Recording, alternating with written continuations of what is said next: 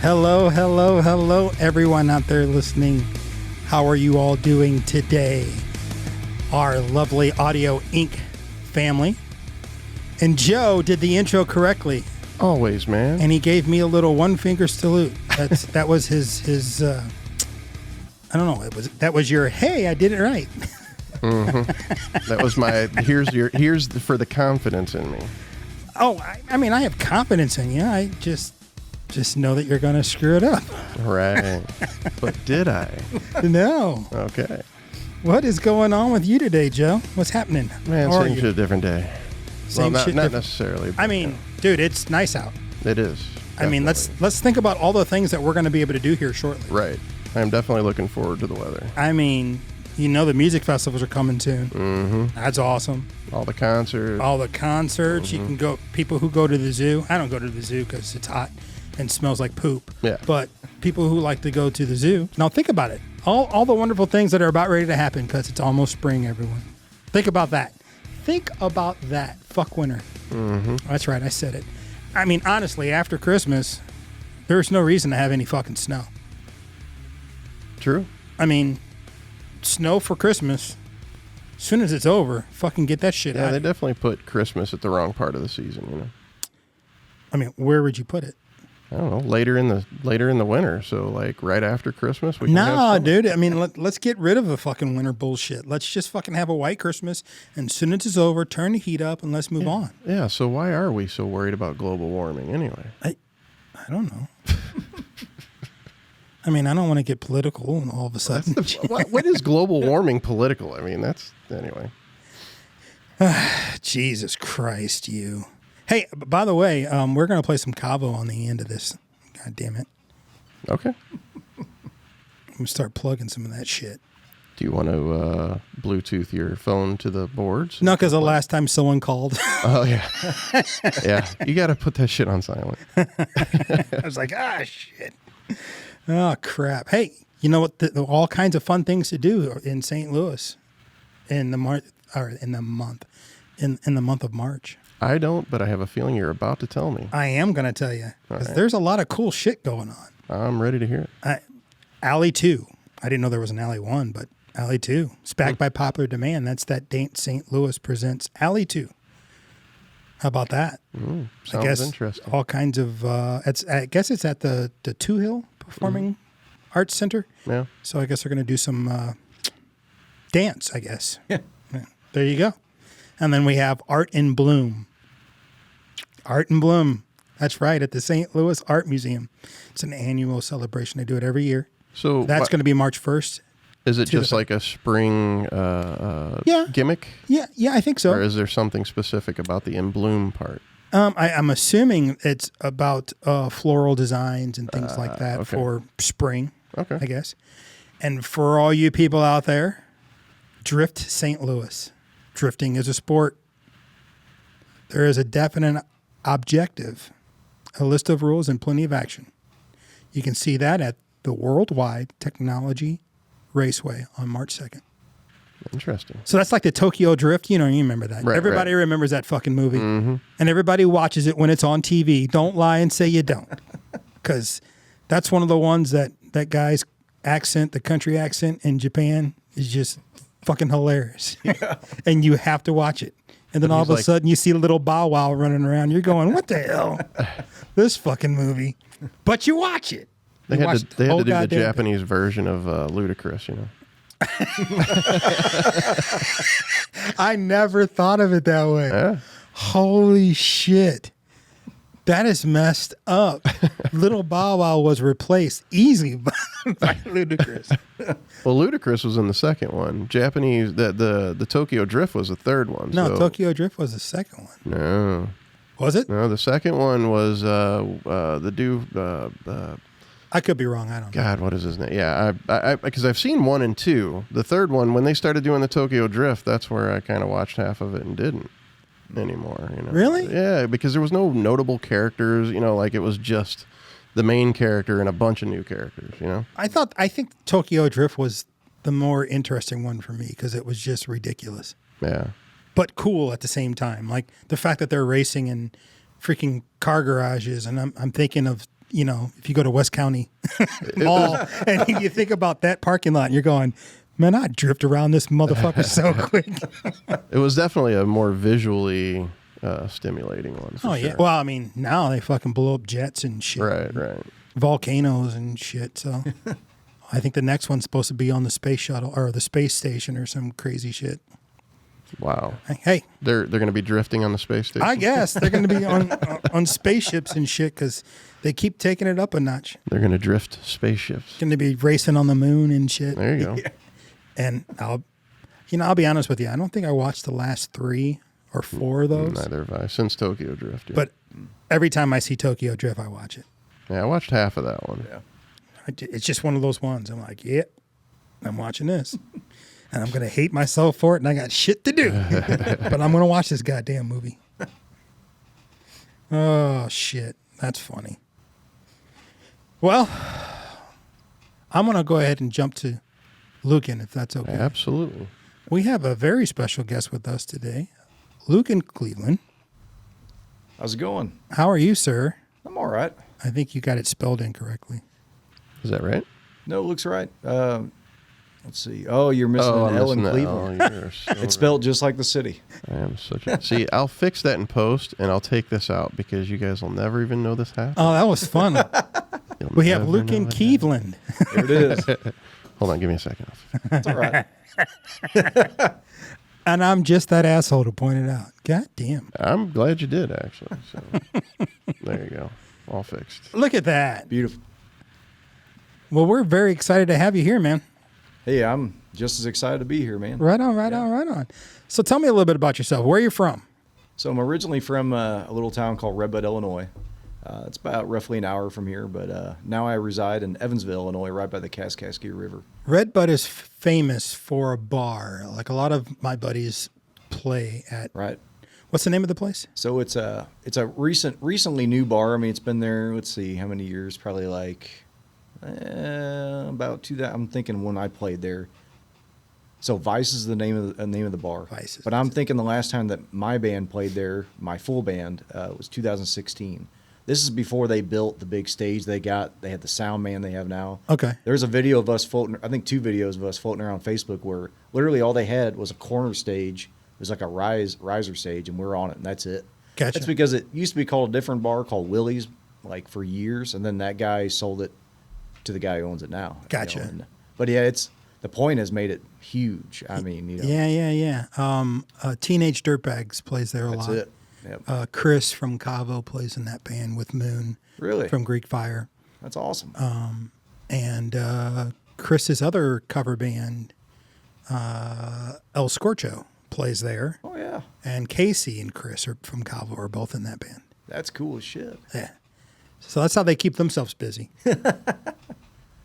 I, on the other hand, play in a Santana tribute band. I'm in another band called The Poor with the old drummer from Cabo. Oh, okay. And then I'm in a Buena Vista Social Club and Gypsy Kings tribute band as well. That's Sounds awesome. like you're having trouble keeping track of them all. Need to write them on your hand. Well, actually, Chris is in more bands than I am, so. Jeez. He's in Greek Fire, Cavo. He does all those punk band shows with Moon. So Chris is working. Yeah, he's definitely.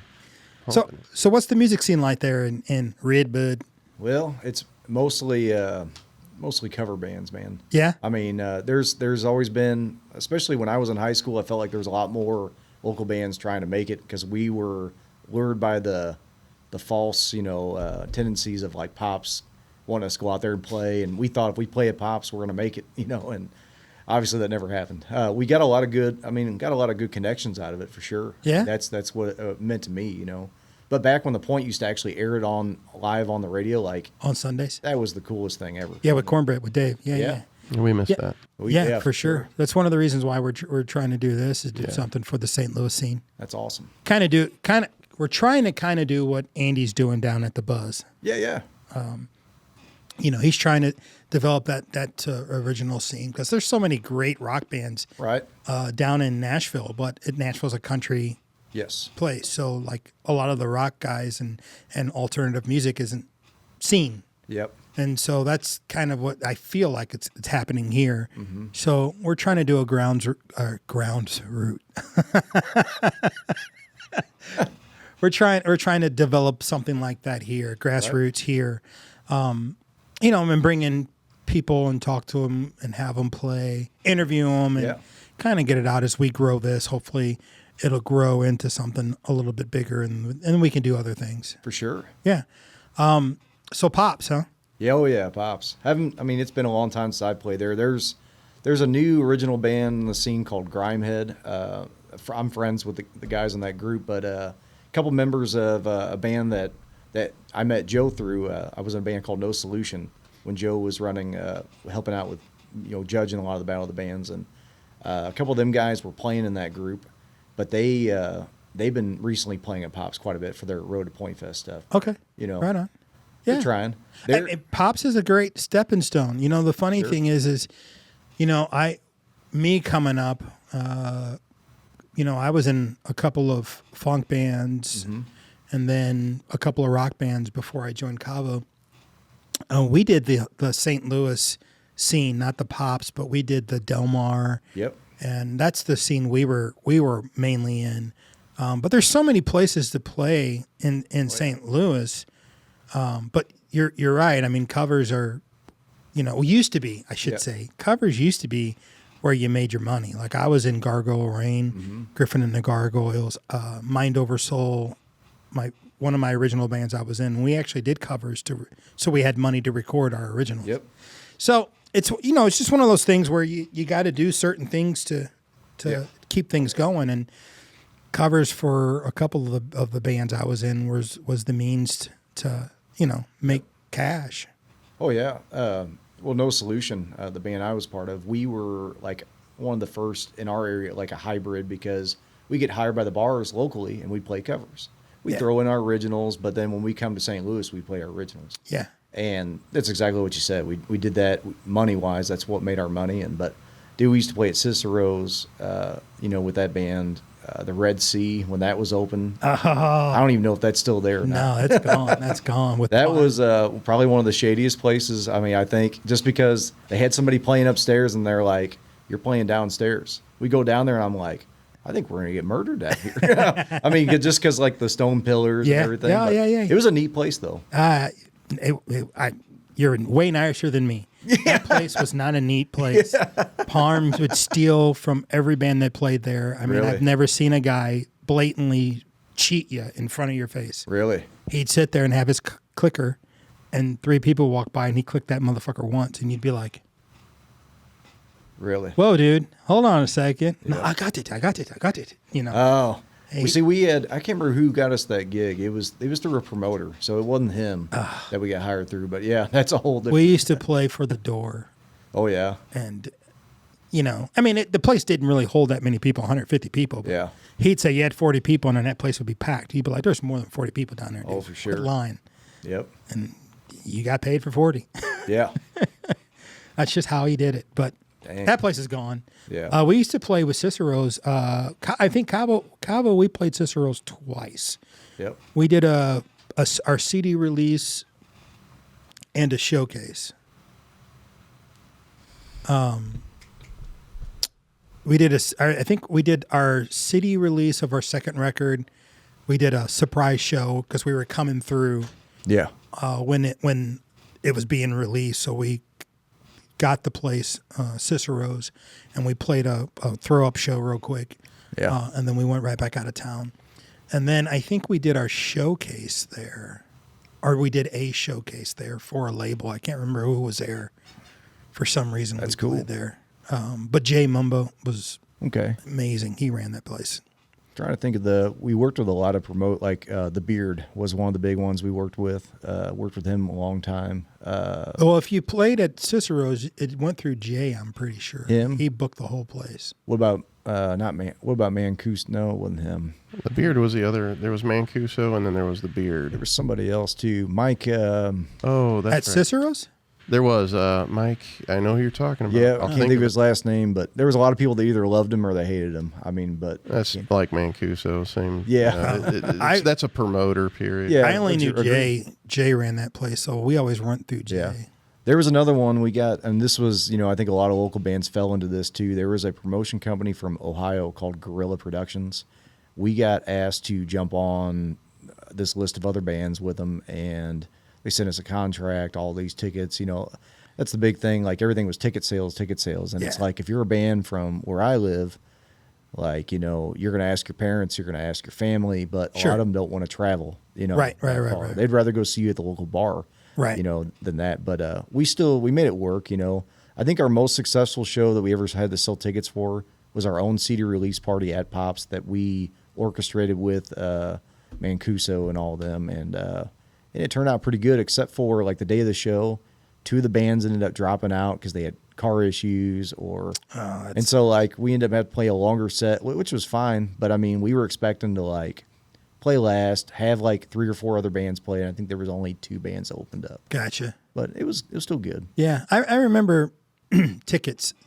I remember when you didn't have to sell tickets to play shows. Yes. And I remember tickets becoming the beat. They used to actually they started off. It was like they did those St. Louis showcase shows, right, where you just got a bunch of free tickets and you could just hand those things out for free. Yeah. And we play. I think one of my first shows, or second, not my first show, maybe my second or third show with Calvo was one of those showcases at the pageant. And it was just a free show, so we got a crap ton of tickets, and we handed out tickets for people, and and we played that I can't think of what it was called. Joe, do you remember that the free showcases that St. Louis used to have? The ones at the pageant? Yeah. Oh God, I can't remember. It wasn't homegrown, but someone needs to bring homegrown back. Yeah. Someone needs to bring back homegrown. There's so many great bands here. Right. I mean, you could have the Urge headline it. You could do Story of the Year headline, those guys be the last couple of bands to play. But there's so many bands. You can bring back Green Wheel. You could bring back Autovane. Yeah. Us. You could have Brook Royal. There's so many bands you could have. Sinister Dane. I mean, Jesus Christ. King of the Hill. I mean, there's so many bands that are from St. Louis that did pretty good. I mean, you could even bring back Pale Divine. Look at me, I'm going old school. Pale Divine back and Stir and have some of these bands, play a big festival here in St. Louis. That would be so cool. I don't know why they stopped doing that. Right.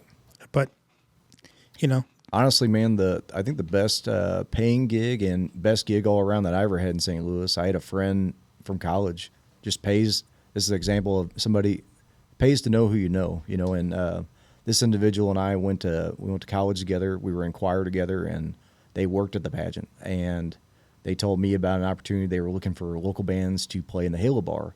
And the whole deal was they'd hook you up on a night that like a big band's playing in the pageant. They pay you a flat fee of $150. You got a $75 bar tab, and you got tickets to the show. And I was like, done. You play a 90-minute set following the band that plays. Yep. I'm like, deal. It was probably we played after like Theory of a Dead Man.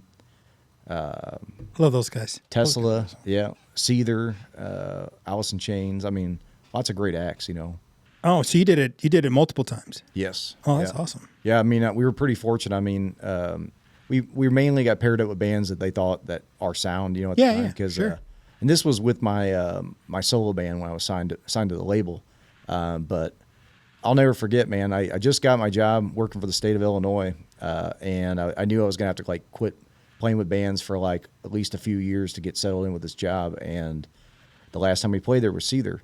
We're down to like the last song, man. There's Sean Morgan from pretty much where you're sitting to me at the bar, comes up and gives us shots and goes, "Do you mind if we play your stuff?" And I'm like, yes, you may. And that's awesome. And so like I filmed a couple video, and they did nothing but Nirvana covers. And so in the background they're playing our stuff, and there's a big banner with my name on it, and I'm like, there it is. Yeah, right on, it was cool. It was cool as shit. Yeah, So man. it was driving me nuts. I had to look this up, but it's Mike Judy. That's it. Yep. Mike Judy Productions. Yep. Mike Judy, never heard of him. Yep. He told us the last time I remember booking a show with him at Cicero's, he's like, "You guys did a good job. I'm gonna buy you a large pizza." Hey man, Cicero Pizza. Hey, Cicero's Pizza was the shit. Jay gave us free pizzas all the time. That's what you got if you played there. You got a free pizza. Yep. Shit. I feel like I got screwed. You did. That guy fucked you. Yeah. But did you get paid and a pizza? Yes. Oh yeah, you got screwed. Yeah, we got screwed. I mean, there's a lot of times in St. Louis I felt like we got screwed, but then there was a lot of places around where I live. There was a place in Sparta, Illinois. It's not there anymore. It used to be called Dino's. We used to always, when we did our covers, we'd always play The Boys Are Back in Town. I always think of that line in there, you know, down at Dino's. I'm like, this is that place. Well, this guy, he had started out, we got free drinks every time we played, and then I think our drummer would out-drink him every time, so he would have to stop doing that. But it started out, I mean, just to give you an example of how much he was paying us, I think we were only getting paid, I think, $150, and there's 4 people in our band. Like, that wasn't much at all. Right. And then one night he's all like, oh, I can only do 100. I'm like, get out of here. You know, so that guy was taking us for a ride. And, yeah. Hell, he was doing cocaine in there. The cops was all there all the time. So did you guys ever do any traveling? Did you do any road work? We did when we were in No Solution, or when I was in No Solution, we, like I said, we recorded with a local studio in the area around Sparta, Illinois. And then after that, after we promoted a lot of that, we got hit up by a label out of New York City. And they offered us a contract deal of, you know, we'll make 2 CDs. It's going to be a 2-year contract, but we're going to send you to Iowa to a recording studio up there. We're going to let you record 1 song, and if you like it, then we'll sign the contract. The only thing that was fishy about it was they wanted you to pay that money back. Like, they were going to front up all the cost. They wanted you to pay it back monthly, like right away. And so that was the scary thing to me because, like, well, the what ifs, you know? Sure. And sure thing, after we all decided, I think the only person that was, like, seeing stars and wanted to go there was our guitar player. But, like, literally a week after we voted 3-1 saying we're not going to do it, we still got the single out of it, by the way, because we traveled to Iowa to record that. And that's on Spotify, too. But our drummer gets in a car accident, and his legs were fucked up. And I was like, well, there's karma. I'm glad that we didn't sign that contract. We would have been fucked, you know? Yeah, everything's recoupable. True. You know, I mean, people think that when you sign a record deal, you're automatically rich, and all you are is just in debt. Yes. Yeah, you're right. Because you got to pay it all back before you see a cent. I found that out after, like, literally the day after I left No Solution. I quit No Solution because I was getting ready to go to McKendree College for my music ed degree, and then I was getting married, buying a house, all that junk. Literally the next day, Tate Music Group out of Oklahoma calls me about signing a deal. And sure thing, I mean, the contract was legit. Everything was legit. I mean, but what bothered me was they were a Christian label, and I was like, you guys know I'm not Christian music. And they're like, we don't care. We're trying to expand our horizons. But a great example of a company that it was taking people for a ride, they were charging everybody like a $1,900 retainer fee. And if you sold 2,500 copies of your record, you would get that retainer fee back, which that seems, you know, pretty good, something to work at. But other than that, everything in the contract was legit. There was no loopholes, nothing. So I went down there. I got everything I was promised. I got to record a record, got, you know, a photo shoot. Cool time, you know. But a couple of years later, I'd say 4 years later, the label went under because the VP and the president went to prison for extortion and embezzlement. Oh, sheesh. Yeah. Big deal. Holy crap. So, like, they literally, so it made me wonder what they were doing was they were taking advantage of people they thought they could make money off of and putting them through the wheel. But then these other people, they were like promising, like, hey, pay us the money. And then they probably just left them high and dry. Oh, wow. You know? Yeah, no, that sucks. Yeah, we were Cabo was with Warner Reprise, and Tom Wally got fired. He was the president of the company, and that was our demise. He was we were his pet project, and you know. Yeah. So, and then we made a silly decision after that, but we won't go into all that crap. That's old hat. I get it. Old hat. Yeah. You know, it's funny. Me coming up, I came up in North County. Yeah. And some of the places that I played I was in a band called Plain Jane right out of high school. And I was with Boo Boo and Sonny and Little B. That's who we were. And we actually had label interest back then. Yeah. We sounded like a watered down, pop friendly version of Living Color back in the day. Like we had the song called All or Nothing, and Don't Turn Away. They were like hair metal band, but it was 3 black guys and a white guy. Yeah. But it was like hair metal mixed with like Living Color type. Right. And we got invited to go on a Sweatfest tour, but our drummer was still in high school. And the 3 of us were already graduated. So we could only go out on weekends. So we did this 9-month tour, the Sweatfest tour, with this band. They were called Valentine Saloon, and they were kind of like the Black Crowes. Yeah. Pretty much like it, a little more psychedelic, but like Black Crowesy. They were awesome. Yeah. And so we went out with those guys, and we could only do the weekends, and another band, Stoneheart, did the weekdays. And then when the weekends came, we would join that tour. They did the full tour. Stoneheart did the full tour, but we did the weekends only. So we would do Friday, Saturday, and Sunday, and then drop Little B off Monday morning, and he would literally walk in, grab his bag, and go to school. And we did that for 9 months, and we had label interest back then. And then grunge hit, changed everything. Right. But we used to play places in North County. There was Animal House that turned into Club 367. And then there was this one place called the Malt Shop.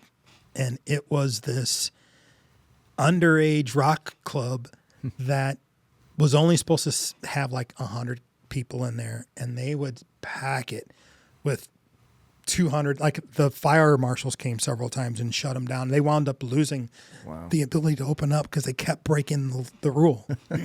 Because we would play there. Yeah. We'd sell it out. Plain Jane would play there and it'd sell out.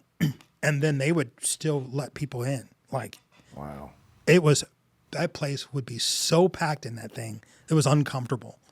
But it was always, a fun place to play. And there are other places, like Brian's Restaurant and stuff around the area that we would play too. But it's funny because we didn't know about the Del Mar, and then we didn't know about downtown until later. Right. Like then we're like, oh wait, there's clubs in Del Mar? Yeah. Wait, there's clubs downtown? And we started playing Bernard's Pub downtown and a couple of places, Kennedy's and then we, Mississippi Nights we knew about, but like right. You don't play Mississippi Nights. You got to be a big band to play Mississippi Nights. And then you realize that they had all the local big bands in St. Louis were playing Sinister Dane and Broken Toys and The Eyes and The Urge. They were all playing these places. And so we were like, holy shit, this is a different. So it was like a really quick grow up. Like we grew up really quick realizing, hey, we've been isolated in this small spot for a year and a half, 2 years. We were missing out on this whole expansion of original music. Oh, yeah. And it was really cool to get into that. So is that kind of what it's like growing up in Redbud? I mean, it's, as far as the scene down there, there's not that many different, as far as like venues for original music, the last couple of years, there's only been like one new venue besides Vice's that opened up that's really welcoming to original. Otherwise, it's mainly covers. How many cover places are there? It just depends. If they're a bar and they hire music, they're hiring covers. Covers. But mainly because, they're patrons. That's what that's what they're wanting. Gotcha. Which is, nothing wrong because there's a lot of times, especially with the new kind of direction with me pretty much being playing solo acoustic nowadays. Yeah. It's kind of shaped my music in a different way now too. So like I'll be playing something and maybe it might be the same style and then I'll just throw in my originals and they won't even notice, especially if it's one of those places where they're not acknowledging you. They're not they're worried about their conversations. Yeah. Yeah. Oh, that's cool. But yeah, there's places like that around. Oh, I just didn't know if you experienced life in Redbud and then musically, and then you realize that there are other places. Oh yeah. Well, that's kind of how it was when we got our first gig at like Pops. When we realized the point was spearheading and we could be live on the radio, like we could be heard. That was a big thing and we were only a part of that for like 3 or 4 shows before they shut that down, Gotcha. But we were able to do it because that was the big thing. They told you if you sold enough tickets, you were gonna get on there. And like I said, we only got it like 3 or 4 times, but gotcha. We did it though. Yeah, I mean, if you think about it,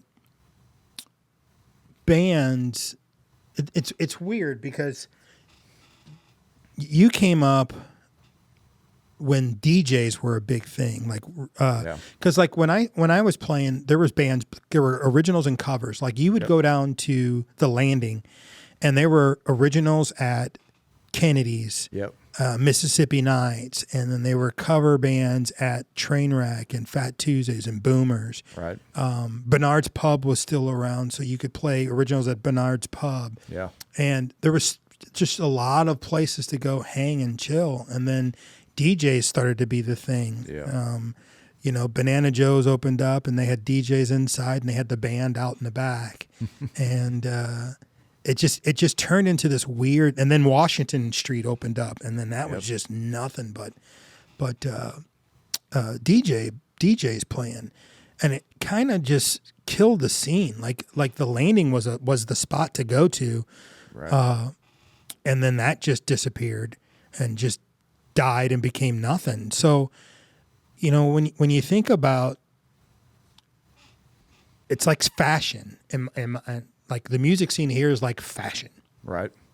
It comes back because all of a sudden, when I joined Cavo, there was all these places originals were playing that you could play, and I had joined Gargoyle Rain, so I was in this cover thing because I was in originals, and it was difficult to find new places to play. We were playing the same old places, and so I was like, I'm just gonna do the cover thing for a while and not have to worry about getting people to come to the shows or whatever. And it was weird because like there were all these new places to play, and then Cabo, we did our thing. We were on the road, and we came back, and it was like all those places closed. Like it was like, what happened? And now there's a crap ton of places to play again here in St. Louis. So it's like kind of a cool thing that just keeps turning over. I mean, you got the Red Flag, you know, there's so many cool places to play.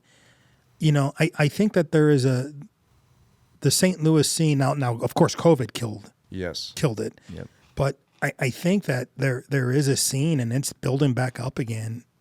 And there's places and people and bands to go see here in the St. Louis area and outside of the St. Louis area. And it's kind of a cool thing to see happen. You know, I'm getting so old that I've seen, this is the fourth time it's happened, and I'm like, okay, this is kind of cool. Yeah. I'm trying to think. I used to play at Foo Bar too, before Red Flag took over. And then on Soulard, we played at a place called Heartbreaker Saloon. Played there a couple times. Yeah, Soulard. Yeah, I didn't know of a lot of original places in Soulard until they had like a lot of the blues guys would go and play down at Soulard. This was the first time we ever been in a place where they told us that women would get up on the bar and dance and stuff. And I'm like, is that going to happen? They're like, oh, not tonight. And I'm like, shucks, not for us, you know. Yeah, Soulard's a cool little spot. They have a lot of blues guys that play down there and stuff, and Jeremiah Johnson, and some guys. They all play around. Killer guitar players. Damn. You know, it's funny. I used to Tony Campanella used to be in a band called the Sliders back in the day when I was in a band called Mind Over Soul, and they were the Sliders, and they were so fucking killer, man. Yeah. We played a couple shows together. The guitar player, John Rudebeck, in Mind Over Soul was murdered on Del Mar. But him and Tony were really good friends. And so we would, you know, always go see each other's bands play and hang and stuff. So it's just, you know, the music scene is just, it's an amazing thing. Agreed. When it's popping, it's so cool and it's so good. One time frame of it was really competitive, and the other couple of times it was really supportive. Right. And the competitive one, I'm going to say, was when I joined Cavo. It was kind of competitive for a little bit there. And there were a bunch of people who would, you know, Cavo had a different approach to music. Like our manager, Joe, told us, I don't care if you play shows, you're not going to get a record deal from a show. You're going to get a record deal from writing good songs. So we sat and wrote. And we would play 2 shows a year, maybe. Yeah. You know, so I think there was some bitterness when we started to get noticed because we weren't hammering it out like a lot of the bands were on the scene, but we had a manager who was in the industry. He booked festivals. Yep.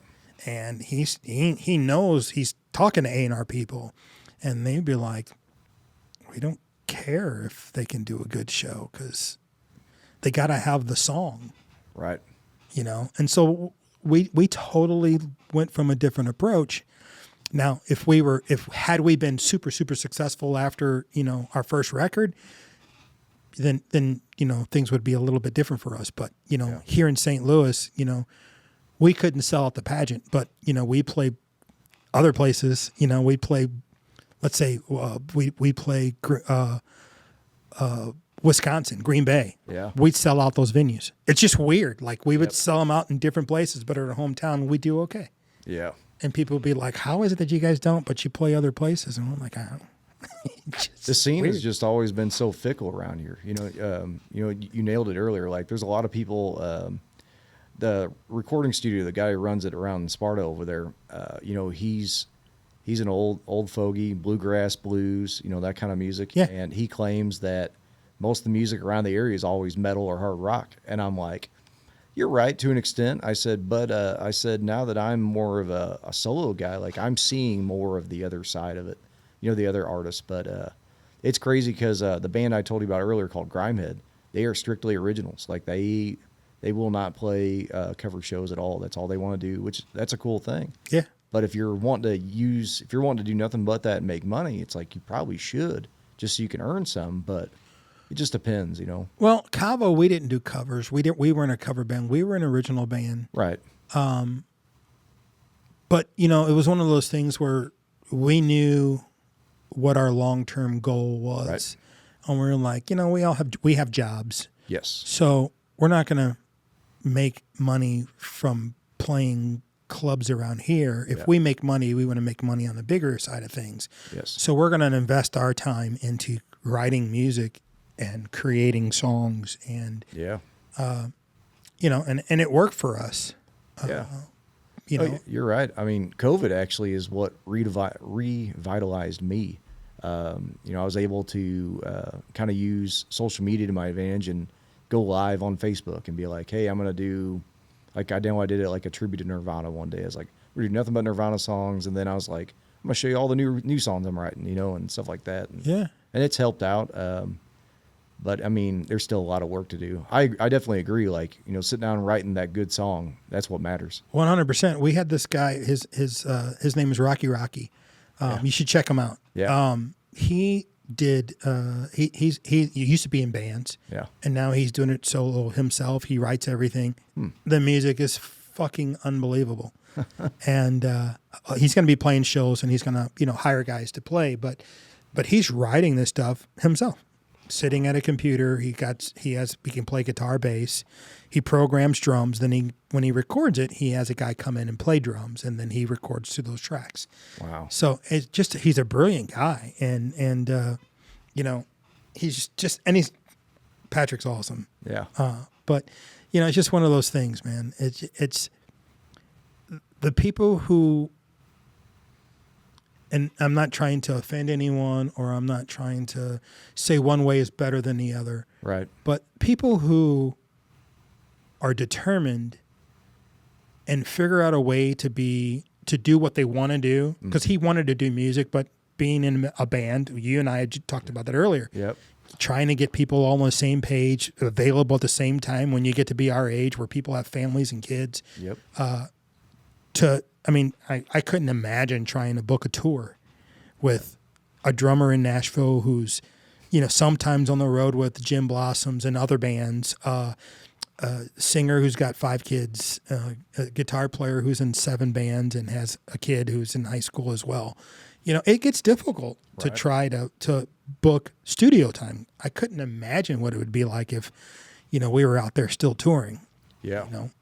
Oh, I'm definitely with you. I mean, that's kind of why being an actual solo artist now. But when I got signed to that label, like I think I booked a block of time. I think that's later that summer. I think And I went down there in 2012 to go record, but it was just me and the producer.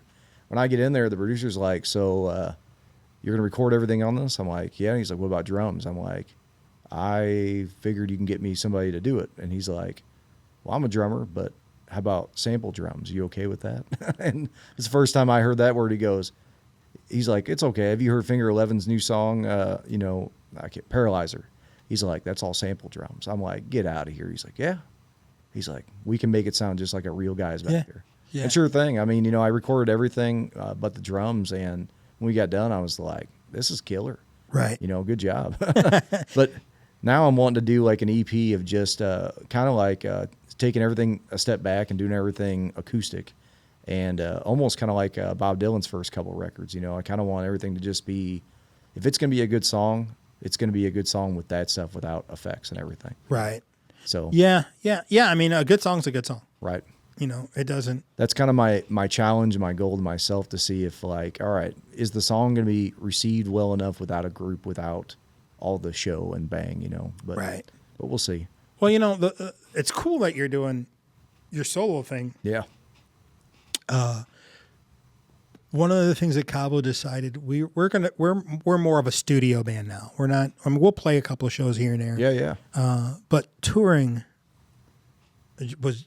I mean, it's so expensive to tour. People don't understand how expensive it is to tour, and so now we've set ourselves up to just specifically just do studio. Like we're in the process of recording. We just finished our third EP original, and we started our fourth EP, which is a cover of the 90s. And so we've all picked a song apiece to record from the 90s. That's cool. And we're in the process of recording that thing. And then we're going to do another original EP and then another covers EP of the 2000s. Wow. So we just decided, we're just going to continue to do music and we'll release it and we'll be a studio band and we'll play shows because we like to actually play in a band together with each other. Yeah. And some of our fans are wondering, why we're not touring and stuff. And it's just. Well, the market's changed, It's changed so much that I think you're exactly right. You could just sit at home, release music, so many times a year and you can make money that way. Right. Because really at the end of the day, the fans are really looking at when are you putting out new music? I was just talking to my wife about that the other day, like, thinking like when we were following Seether pretty heavy, like I noticed that there was a 3-year gap because they would tour the shit out of a record. But then you wouldn't get a new record for like a long time.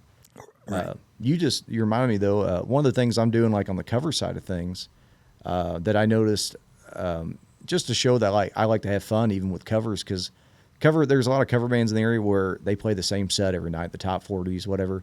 They never switch it up.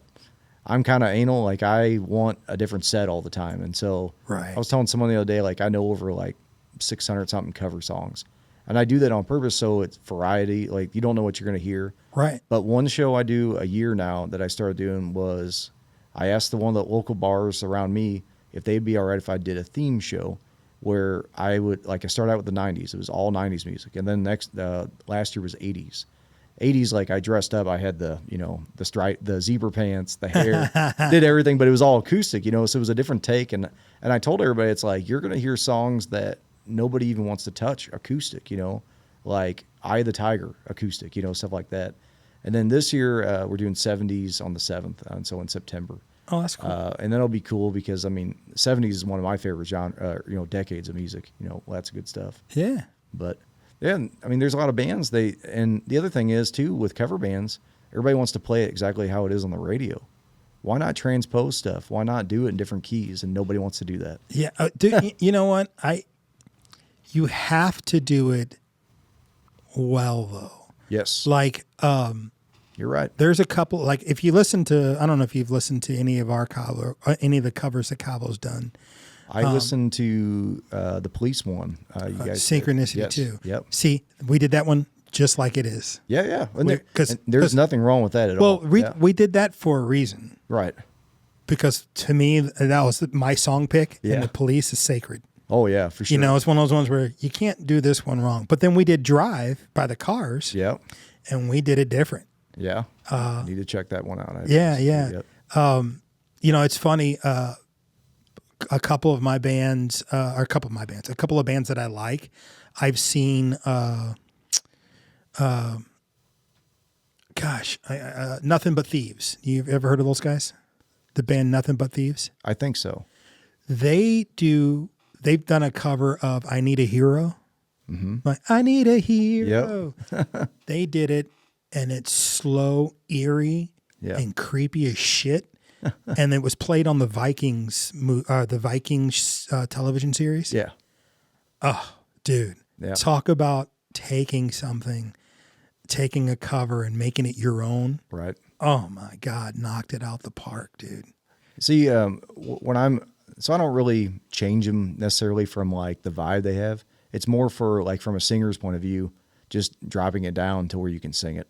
So you're not straining. Sure. And whatnot. And it's crazy because when you're playing at the local bars and whatnot, your average person probably won't even notice. But. Right. Speaking of songs, I think we have one of your songs. Let's do it. Can we play one of your songs? Yes, you may. Joe, can we? Oh, look at that. Joe's on top of it. Man.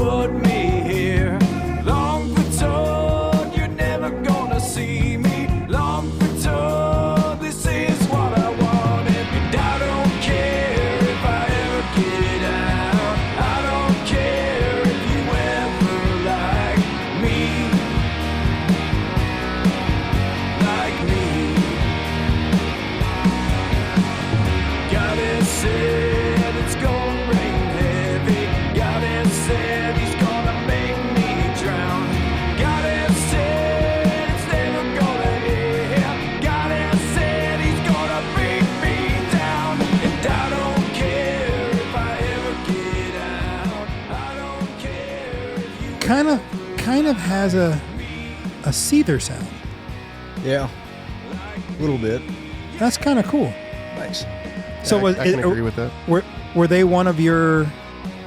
They definitely were one of my major inspirations. It's funny when people ask me what's my favorite band. I tell them it's like honestly I don't know right now because it changes depending on the week. But I'd say the three main bands that shaped my goals or just my likeness, Seether's one of them. Local H is another one. Local H? Oh, yeah, man. The fact that two guys can make that sound. And, every time they're in St. Louis, I'm usually there because they're the shit. And the other one's Kiss. Just love the fact that everybody in the band can sing. Everybody can songwrite. They just...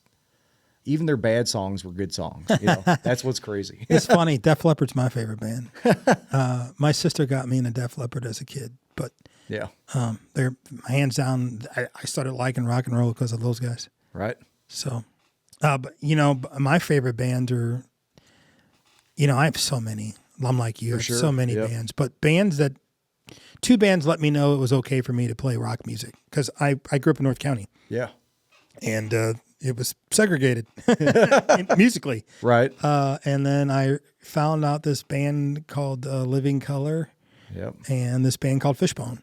Yeah. And they were black guys playing rock music and killing it, and I was like, oh, fuck these motherfuckers, I'm going to play what I want to do. Yep. And then I got made fun of and I didn't give a shit. Yeah. Because the music was once I saw that, I was like, nah, that if they can do it, I'm going to do it. I've been a musician ever since, but I agree. It really shouldn't come down to any of that stuff. If you love it, do it. You know? Fuck, Local H. The original drummer. I got to see them on their 25th anniversary at As Good as Dead. They bring out him and the other drummer, and it was a powerhouse. Wow, holy shit! But that guy, he's in a similar boat. Your band's in. He's married, he's got kids, and that's probably why he ended up quitting. Touring is tough. Yeah. People don't understand. Poor Casey and Chris. Casey had quads. Wow. When we signed our deal, I remember having to sign our contract at his house because he couldn't leave because it was him and his wife. He's got his oldest son was 5 or 6, I think. Wow. And then quads that were 2 months old or something like that. And we got the contract and we were like, let's sign it. He's like, guys, I can't. I'm literally here with Beth. I can't leave. And we were like, we're coming to your house, bro. We'll sign it there. And he was like, are you guys sure? I was like, dude, I've been waiting my entire life to sign a record deal. And I'll sign it in the bathroom if I have to, bro. Yep. Let's do this. But it was a cool deal. Yeah. Oh yeah. Oh, that's funny. Oh shit. Do we have a video though? We do. Can we play the video? You may. Why do you ask me? Of course. Here we go. Oh, this.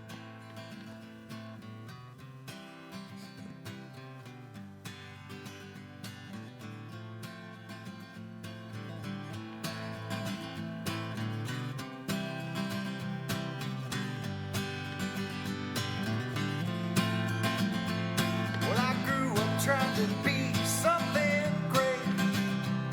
I didn't ask for any help, yeah, my mistake. My pride was always getting in the way. Broke all the rules to the games I played.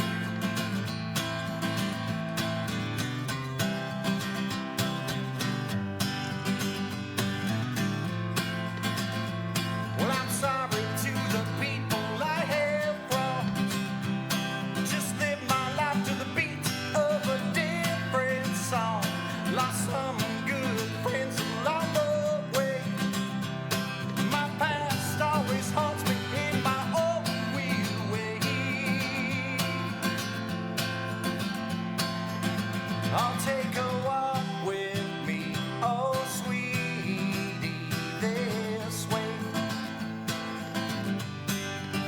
Let's walk down this road hand in hand, always. You're the only one who knows me. Yes, your gentle touch sets me free.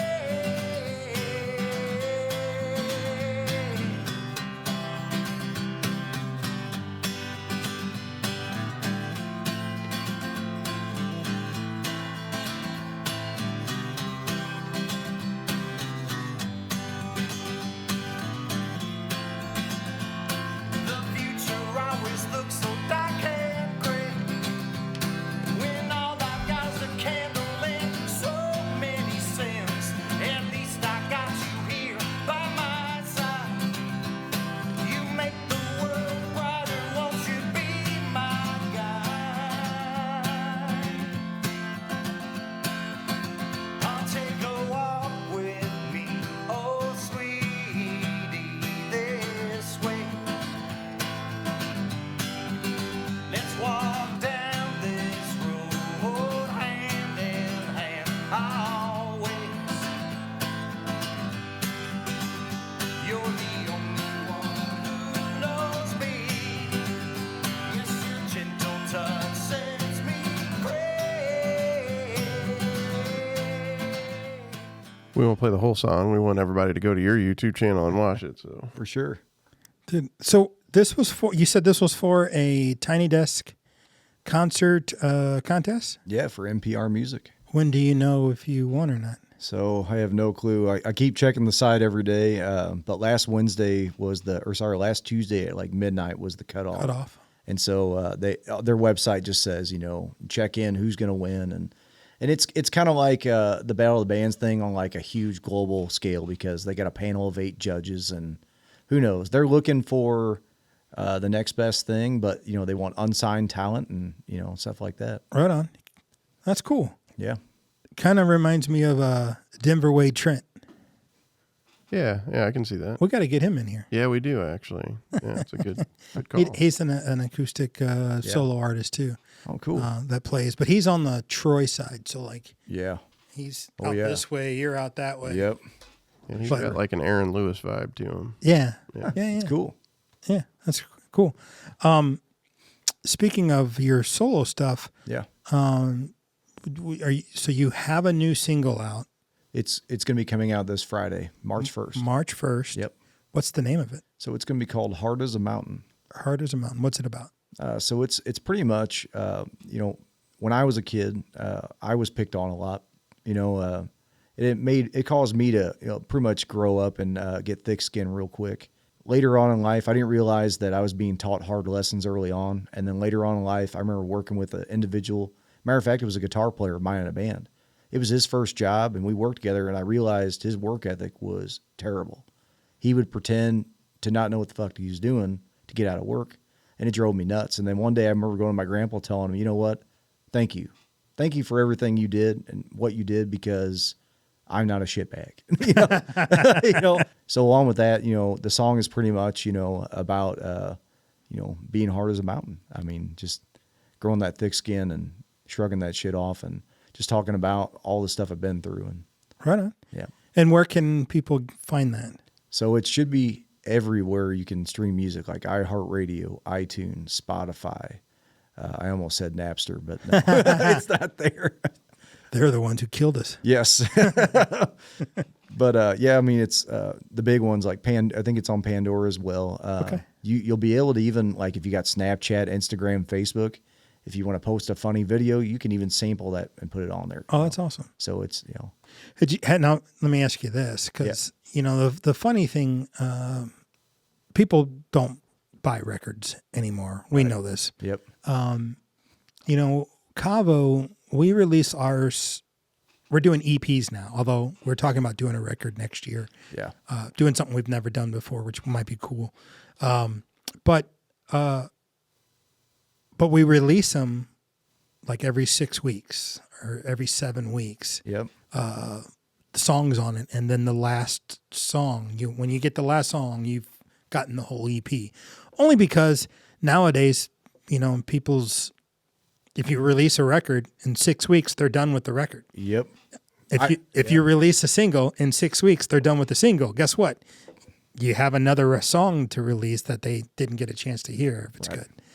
Is that what you're doing moving forward? Or so my goal is to, depending on how the feedback goes with this, depends on. I do want to go to a studio and record a lot of these and see, but at the moment, I mean, I haven't been able to get anybody lined up to do it. But I do, before the year's over, I want an EP out. And so if I have to release singles throughout the year, that's fine. That's what I'm going to do. Gotcha. Because I'm definitely focusing more on my original music more than anything. So cool. Yeah. Yeah. You can always do a whole EP. Just release them every 6 weeks. Yeah. You're gonna gain the same amount of attention, except that attention lasts for 6 months rather than 6 weeks. I agree. I mean, it's not like, Shinedown, I say this every time because I love Shinedown. Those guys were amazing. We toured with them. They're super amazing guys, but they are our Beatles. Yeah. They are our Beatles. They have every record they release since they started has #1 hits. Yes. They grow. Every record's a little bit different. Mm-hmm. They're not releasing the same song. It's, it's a little different. And they just, 25 years, I think, of being a band, and they're still fucking banging out bangers, #1 hits. Yep. Nobody's doing that. I don't give a shit. No. Nobody's doing what Shinedown's doing. They are our Beatles. And, some people say what you want. Yeah. Secretly there's Shinedown songs that you listen to when you hear, you're like, oh, okay, that's a good song. Yeah. They fucking kill it. I love those dudes. Oh, yeah. Yeah, exactly. They've changed so much from when they first came out to what they're doing now, but they're changing to what's going on in the environment, 100%. You have to. Just like I told you earlier, I love Kiss. Kiss did that. They knew in the 70s they had everybody with their show, and then the 80s they had to do the 80s hair metal thing. Yeah. And then they kind of changed a little bit more in the 90s, went more heavier, but yeah. I just think, the consistency of what Shinedown does, it's unheard of. For sure. They are just killing it, consistently killing it. Mm-hmm. And it's something to awe at. Every time they drop a record, I listen to it and go, fuck, these guys are so fucking legit. Yep. It's incredible. Oh shit! So I understand you're going to play a track for us live. Yeah. Do you know which song you're going to do? I think I'm going to do the single I'm going to release Friday. Oh, I think I'm going to go ahead and play that for you. Okay, Yep. right on. Yep. That's exciting. Yeah. That's killer, man. Yeah. So are you nervous about the release? Or are you excited? What are your feelings emotionally? I'm pretty excited, mainly because like I decided, last week is when I went through recording it and leading up to the NPR music contest thing. And so that kind of got me on the ball of like, let's put this out, let's get it going. And then like I came out with like exclusive merch, like the stickers, like the sticker I gave you. That's for the follow up for the single and to help promote it. Gotcha. So. And you do realize that the show airs on Wednesday and you don't release till Friday, so we'll be. Oh, true. So I don't know. Are you sure you want to do that? It'd be a sneak peek. Yeah. True. Yeah. Or maybe we could just play half of it if you want and make it like a preview and a teaser or whatever, and do something like that if you want, or whatever you want to do. You know what? We'll do a different song then. Okay. We can do a different song. Just make that actually might make sense. Yeah. To do that. Okay. So this other one I got is probably more on just to give you an example, like you noticed a huge difference in songwriting between the two tracks. Sure. I've kind of changed a little bit more like a folk rock now, which still rock obviously based, but I feel like I have more of a connection out of my music lyrically and everything than I did with the other record, which is crazy, because I thought the other record was, the best thing I've done in a long time. And, but now I feel like if it's a good song, I think your soul is going to be into it. Sure. And, so I got another one called, What Are You is the name of the song. And it's kind of got the same kind of, alternative vibe as that, but just acoustic, so. Okay. Hello there. My name is Lukcan. I'm going to play you a song I wrote called What Are You?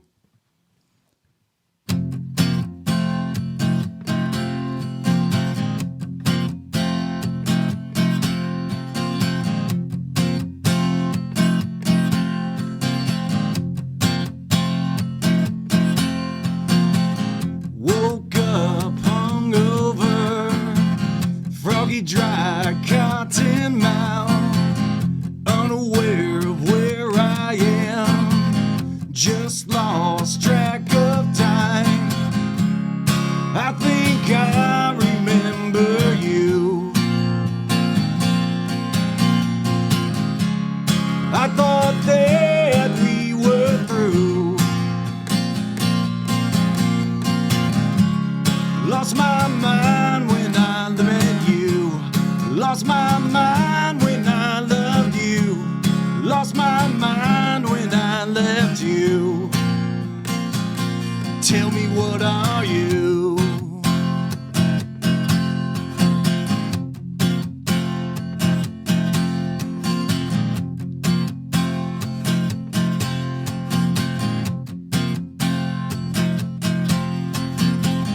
Lucid memories scabbed over my mind.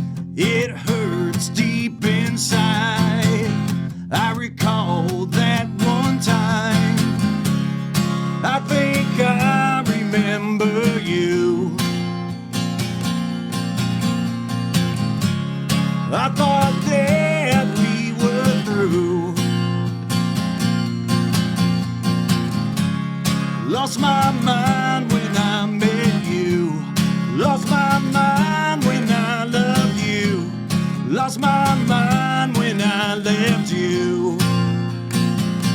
Tell me, what are you?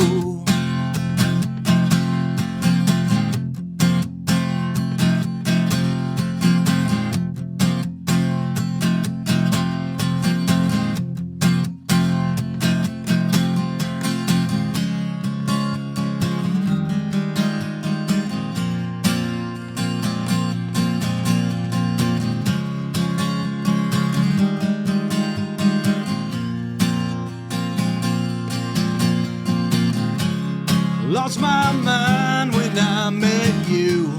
Lost my mind when I loved you. Lost my mind when I left you.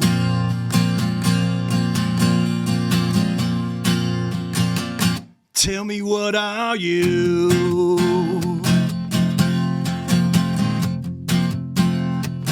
Tell me, what are you?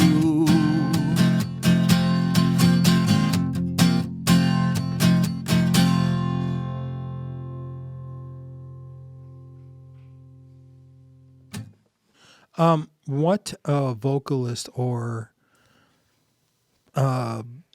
vocal guitar player inspire you the most? You could think of Bowie. Yeah, Yeah, David Bowie. I mean, like I said earlier, like I went to school and wanted to be a music teacher, and I was classically trained, and I just love, he is definitely one of my idols too, but just the songwriting. If you want to pick somebody that changed so much, him. Like his music was all over the place. And it's crazy. One of my favorite is Sting. Yeah. But Police is one of my favorite bands. Right. But Sting, when he left the Police, right. and he started on that jazz side of things, and I mean, those first 3 records are so unbelievably amazing. I mean, I listen to them still to this day. Like those are records. Actually, all of Sting stuff. I just put that stuff on them. I'll be cleaning the house, and that stuff will be playing. It's just one of those. He's one of those artists that I could just jam to.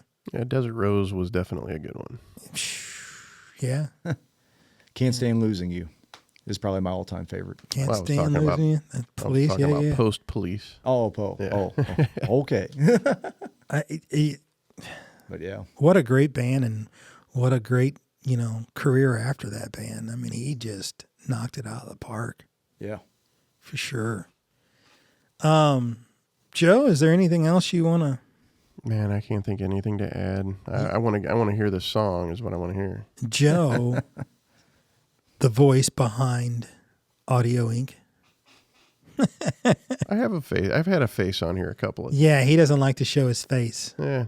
He's too pretty. It's not necessary. He's too pretty. Yeah. He's too Nobody needs to see all this prettiness.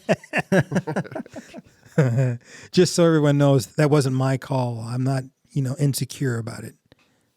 What do you mean? That they were looking at you and not me. Oh, yeah.